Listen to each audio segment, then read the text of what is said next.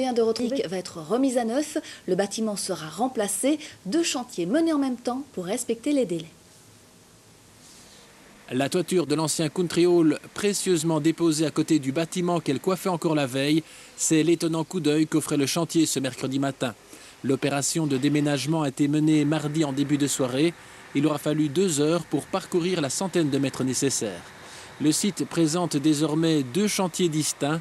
Du côté de la toiture, c'est un important travail de restauration qui sera mené.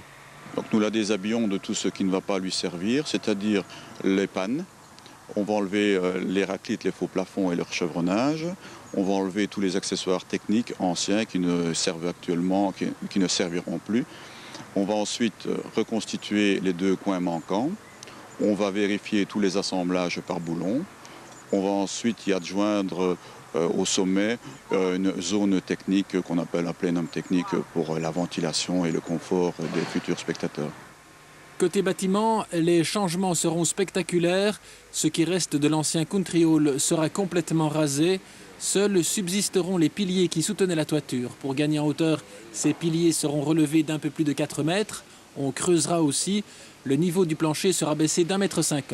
L'organisation en 2 chantiers distincts apporte différents avantages, dont un gain de temps appréciable. Le délai étant extrêmement court, puisque vous savez qu'on a grosso modo jusqu'au 20 octobre pour livrer la salle qui servira au tournoi mondial de tennis de table.